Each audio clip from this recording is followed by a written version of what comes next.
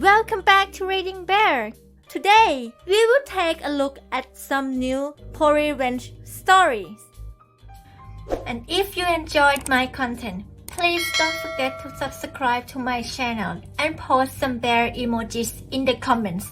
Let's go! First one is titled, Scammed by a Barman, or So He Thought. This happened many years ago when I was a student in the UK. Myself and some friends went to a particular pub once a week, and a pint of beer was about 40 to 50p. One night, I ordered some drinks and the barman short-changed me. I gave him £10 and he gave me change of £5. When I told him I'd given him a £10 note, he immediately and aggressively said, "Nope, it was definitely a £5 note." I asked to see the manager and explained to him that I had just come in the pub after visiting an ATM and I only had a £10 note on me, which was why I was certain there had been a mistake. He took that register offline and checked it, then came and told me that it balanced, so however certain I was, the facts supported his barman and that was the end of it. The barman stood behind him smirking, he'd scammed me, and we both knew it. I also realized that aggressive denial is a good indicator. Most people would have paused when challenged, but he didn't because he knew he'd shorted me. It was very annoying. As students we had about £15 to £20 a week, £5 was a lot. Some days later, I was in a different pub where I was friends with the staff.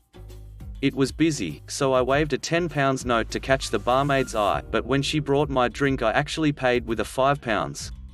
She gave me change of £10, and I said, "Hang on, I only gave you a £5 and gave back the extra £5. When things quietened down later, she came over and said, "Thanks for being honest, I was sure I'd seen a £10. I said, "You did, I waved the £10 to catch your eye but paid with a £5. She replied, "That would catch out a lot of bar staff. It's a good thing you were honest. If the register comes up short, the money is deducted from our wages." She then explained that it was standard practice in pubs that if the register was short it would be recouped from the bartender on the particular register, shared if there was more than one. I then had a major light bulb moment. The revenge, I returned to the first pub a few times until conditions were right. That night arrived when it was busy, and after watching my favorite barman for some time, I was sure he was the only one using a particular cash register.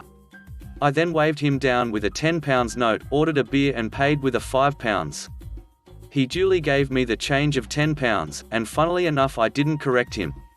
I repeated this move about 8 or 9 times over the evening, and it worked every time.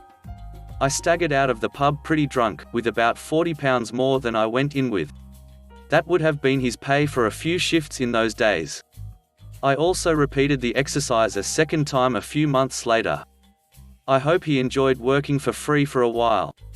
Next one is titled, Doggone Sweet Vengeance. A neighbor who I never met accused me of trying to stab her dog through a double fence this winter. They have a wooden 6-foot stockade fence surrounded by a 4-foot chain link fence. The dog was injured on something in their backyard and required several stitches, which resulted in a large vet bill that they couldn't afford. They concocted the story that their animal-hating neighbor did this and began a fundraiser and raised quite a sum of money, way more than the bill was.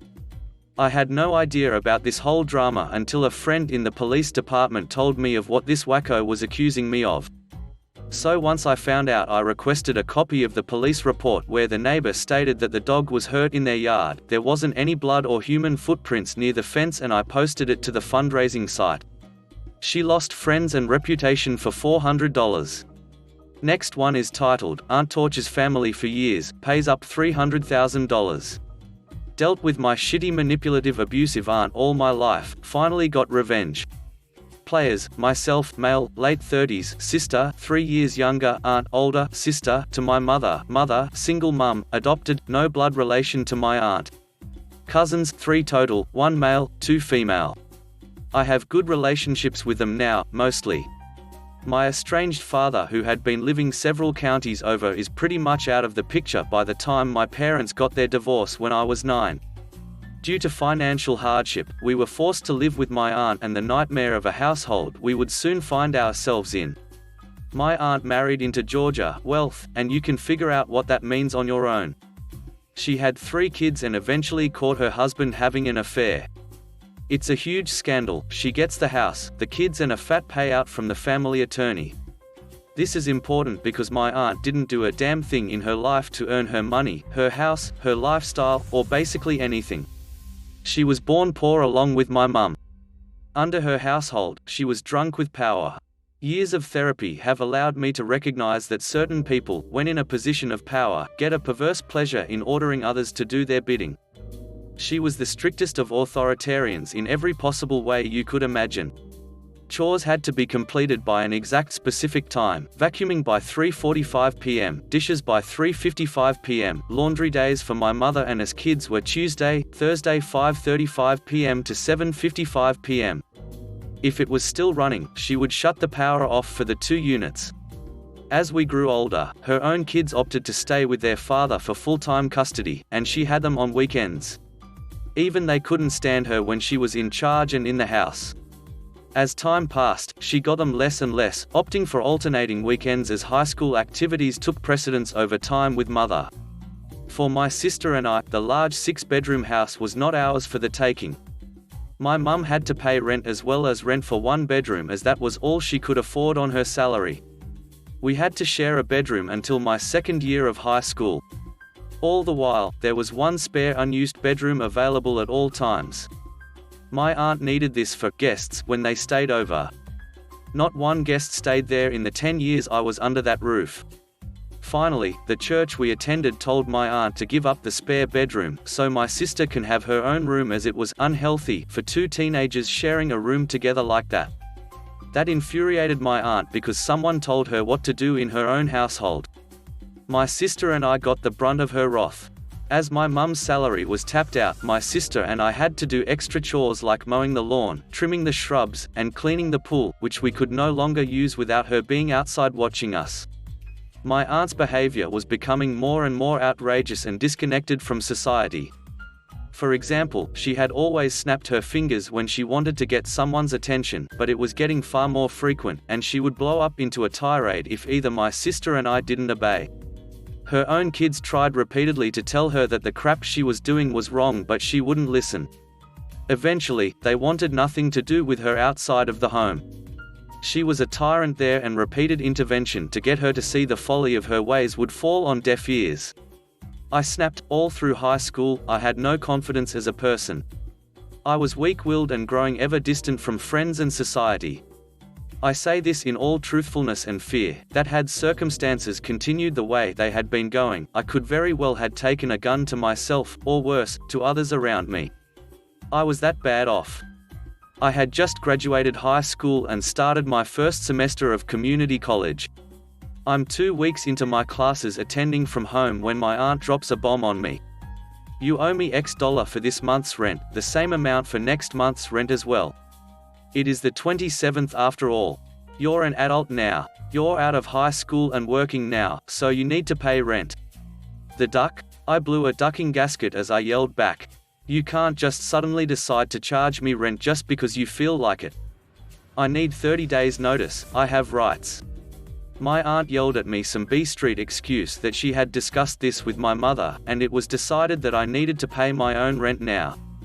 In some miraculous backbone move, of which I still have no idea how I stood up to her, I yelled right back at her, if I'm an adult, then treat me like and talk to me about rental agreements. I'll start paying you rent in 30 days starting the 1st. I turned my back to her and walked away with my fists balled tight. I was furious with anger, but I walked away. My aunt saw my fists from behind and screamed bloody murder that I was going to attack her.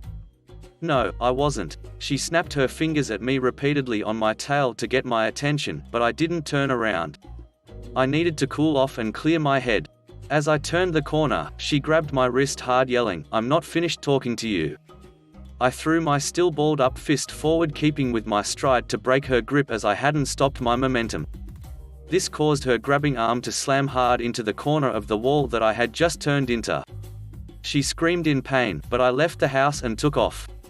The aftermath of that incident was that my aunt called the cops on me in an attempt to press charges. She was taken to the hospital and suffered a fractured wrist, and she was put in a cast sling. Don't know, as I never saw it and never inquired further. Her story changed every time she told the cops what happened, while my story was spot on every time. I can still recall that moment down to the smell in the house where I was facing, the working and non-working light bulbs, etc., forever ingrained in me. I was kicked out of the house, and I couldn't visit my sister or my mum there at the house again. Fine by me, as I didn't want to see my witchy aunt ever again. I was happy to meet my mother and sister at the local diner or outlet. We could be ourselves there and not hostages in our own home. Years later, my mum wised up and got out of that abusive relationship with her sister and moved out on her own. She got a temporary nice place, invested wisely, and with the help from the church, was able to get a place of her own. In 2009, after the housing crisis, she bought her own place that she could never have afforded on her own prior the market crash. But some good came out of it. She wept knowing my sister and her family and myself could come visit any time and stay. Over the years, I've been able to forgive my aunt, not forget, forgive. I've let go of a lot of my anger and hatred toward her that she put me through. When she has no leverage or control over us, she's a somewhat decent person for being a total witch of a person. My cousins have calmed down, heard my side of what happened those years ago, and know what kind of person I am compared to what kind of person their mother is. They chose to believe me and know I didn't hit her or strike her or beat her across the face like she continues to claim. The revenge. While I have been able to forgive my aunt for what she has done to me, I cannot forgive her for what she did to my mother. She kept her in financial hardship for a decade while she sat on a bank account full of cash and assets. Or what she did to my sister, she forced her to pay for damages because the water heater burst while my aunt and mother were away one weekend, leaving my sister at home. She didn't discover the flooded rooms for hours. My aunt's reasoning: it was her responsibility to watch the house, not the responsibility of the homeowner to maintain, replace the water heater before it goes. Let's leave that upfront $5,000 financial burden before the flood insurance kicks in on a 16-year-old girl. I've had little to no contact with my aunt since I was kicked out of the house nearly 2 decades ago. But I do keep in constant contact with my cousins. While I'm not going to divulge what I do for a living, I can say that I work with and for the government. I've worked my butt off getting to where I'm at today. I'm known for being truthful, wise, and giving good advice when asked. Because of this, I often talk financially with my cousins, all of whom are money smart and are doing well for themselves. They often then relay this information to their scheming mother, who has no mind for business and investments. All that money she got from her house sale, her divorce settlement, her previous investments is pretty much gone.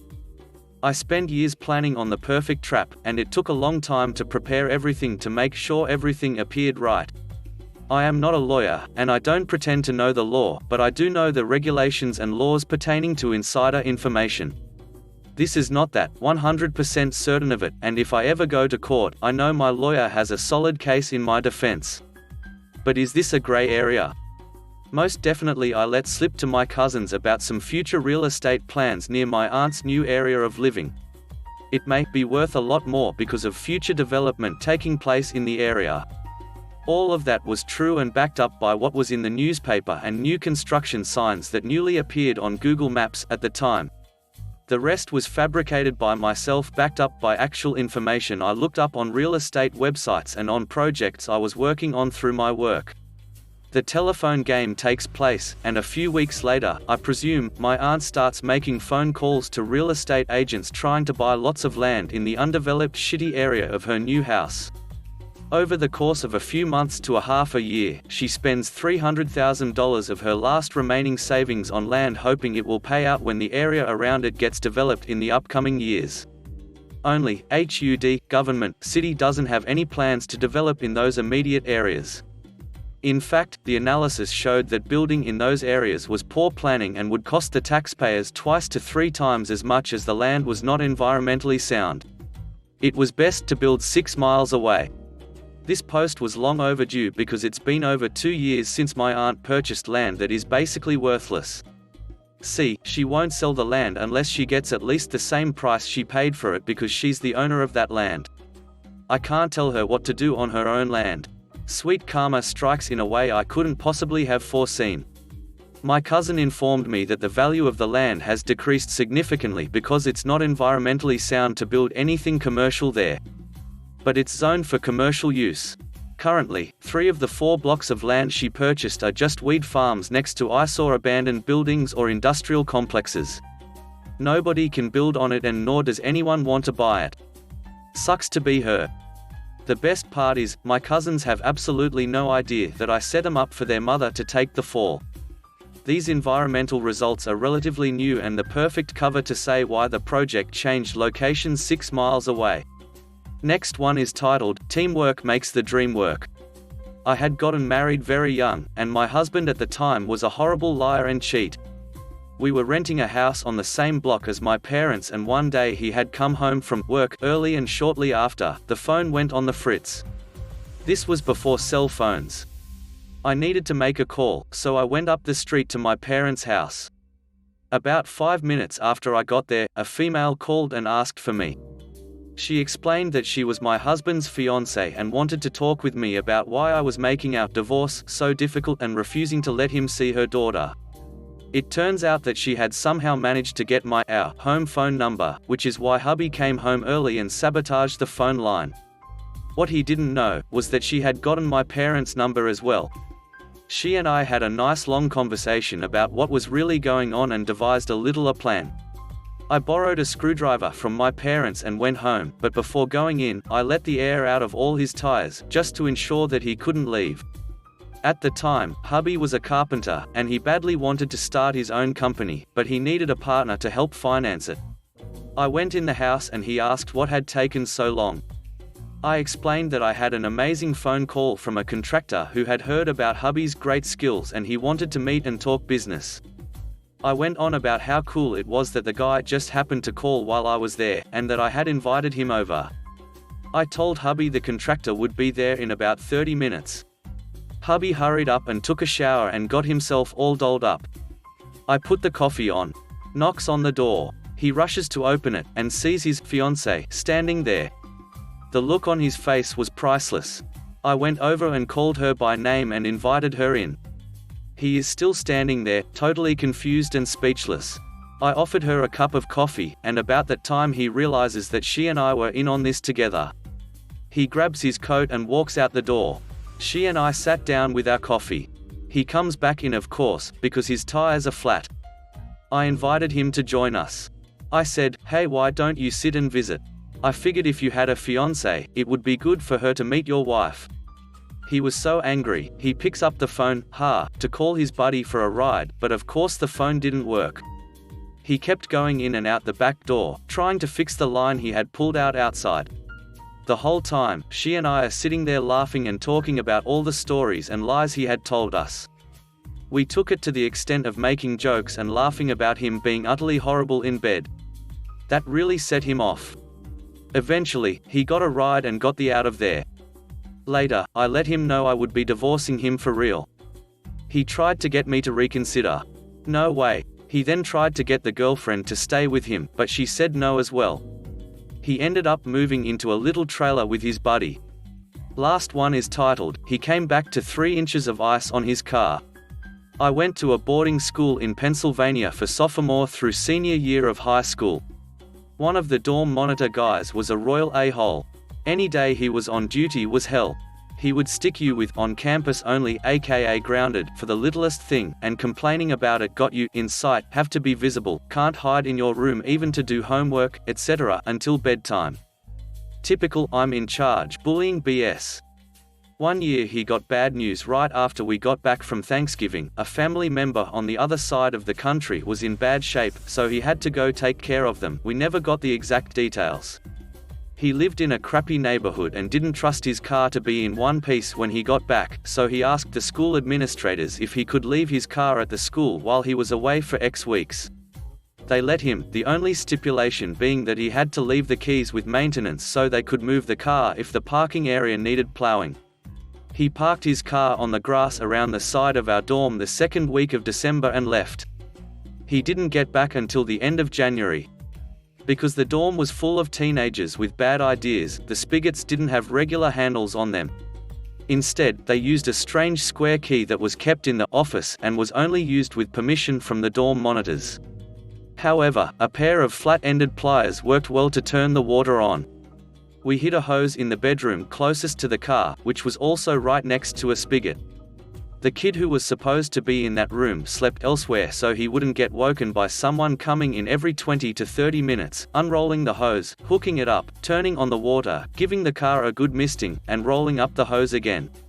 Every day, from the minute we got back from classes to the minute we had to leave the next morning, that car got misted. We even got help from a couple of kids in our classes who lived close enough to bike over during Christmas vacation. One even showed up with a lawn chair and a book so he could just stay there and mist it again as soon as the last layer had frozen over. No staff was in any of the school buildings during vacations, so he didn't get caught.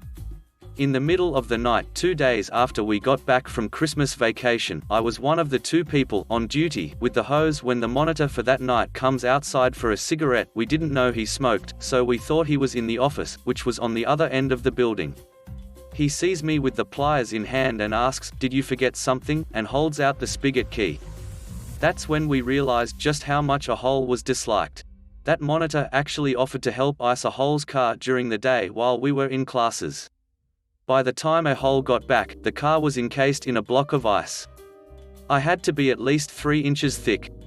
When he complained to the administrators, they told him that because he hadn't dropped off the keys, everyone had assumed he had changed his mind about leaving the car there.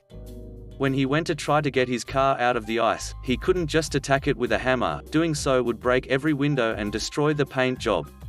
The only way to get rid of the ice was the same way it went on, slowly. He tried using a small blowtorch, but that didn't work because he got too impatient and tried to put the torch right against the ice, which kept putting it out. He got the smart idea of hooking a hose to the dorm's hot water heater. It was stalled at first because all the hoses on campus miraculously disappeared. Who needs a hose in Pennsylvania in the middle of January? Then he was told he could only do it while we were in class because we needed the hot water for showers in the morning and evening, plus the dishwasher. That didn't work too well because he had a regular job. He had to be at Monday through Friday, 9 to 5. Weekends were out because we had to do our laundry. The line, "The tank can barely keep up," was our favorite. He ended up running back and forth with a couple of tea kettles, melting channels so he could chisel out the ice between them. We kept turning the burner off when he left the kitchen. He stopped working for the school at the end of June. Answering some questions: why was this so easy for us to do and hard for him to undo? He put the car on the north side of the building. Almost zero sun compounded by bitter cold. We couldn't have asked for a better setup. How long did it take him to release his car? He would pour warm water so that it would melt a channel, pour some more to melt another, then chisel out the stuff in between with a screwdriver. Maintenance wouldn't lend him a chisel and he was too cheap to buy one just for this. Depending on where he was working, it would come off in big flakes, about the size of a playing card but no more than 1/3 the thickness of a deck. He could only work on it when he wasn't on shift, which was 10 to 15 minutes in the morning after we went to class, but before he went to his other job, and another half hour or so at night after we were supposed to be in bed but before he had to go home to get some sleep. So around Valentine's Day he finally got it to the point that he could get it towed to a local car wash that could keep it indoors long enough for all the ice to melt. We had made damn sure to freeze it to the ground. He had no friends who would do it for him, big surprise, and he didn't trust us any farther than he could throw us. When did he quit? When the school semester was over in June. He had a contract with the school. He couldn't quit early without a good reason and they didn't really want to fire him. If he had left, they would have had to get other dorm monitors to cover his shifts, which means paying overtime hours, or get someone new, finding someone, full background check, certain minimum training requirements, etc. It would be expensive no matter what. Why no salt, heaters, etc.? Cheap bastard. Nuff said. Did we get in any trouble? PFFT. Nope. All, and I mean all the staff vouched for us. One gave us the spigot key. Thanks for listening.